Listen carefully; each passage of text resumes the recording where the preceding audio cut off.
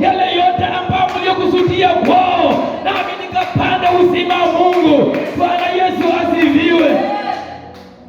Ndiyo maana swali likaja ya kwamba mzee mmoja akajibu akamwambia, je, hao watu wamefikwa mavazi meupe ni wakina nani? Ilikuwa swali, sababu hao walikuwa tofauti na wengine, mpaka wanaulizana hao watu ambao wamefikwa nguvu nyeupe ama mavazi meupe wametoka wapi? Nao ni wakina nani? Bwana Yesu asifiwe. Ni lazima mtu akishuhudia mambo mema kwako hataanza kuulizana huyu ni nani na ametoka wapi.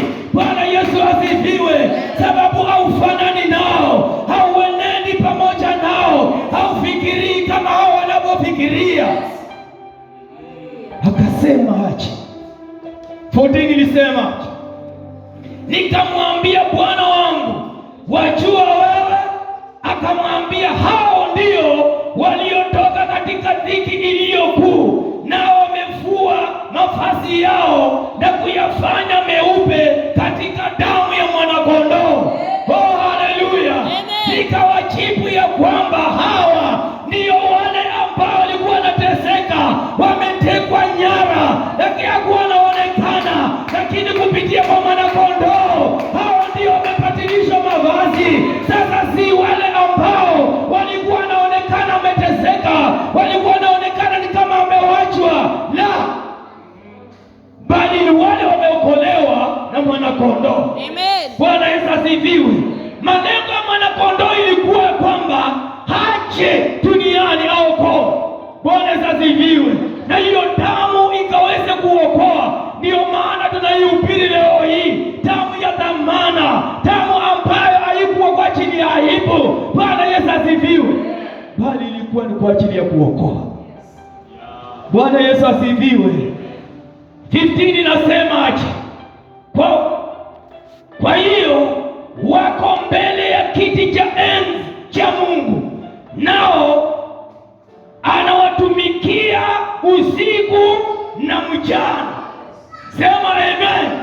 Watu wa Mungu ambaye Mungu aliyowachagua wanamtumikia usiku na mchana, hawana wakati yoyote. Bwana Yesu asifiwe, kupoteza nafasi, bali wako mbele ya Mungu kumtumikia usiku na mchana.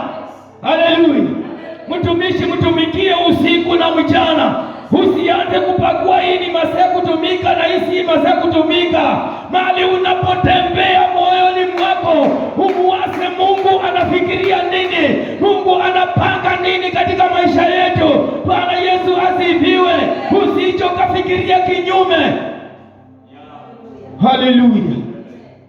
Wanamtumikia usiku na mchana. 16 nasemaje? Hawataona njaa tena, wala hawataona kiu tena, wala jua alitawapata, hawatalipiga, wala heri walio yote. Bwana Yesu asifiwe. Hao watu Mungu aliyowaleta pamoja, waliomtumainia jina la Yesu Kristo, hawataona kiu tena, hawataona jua tena, hawatateseka tena. Bwana Yesu asifiwe. Sababu Mungu amewatoa katika dhiki, katika kuona hao wamepotea, lakini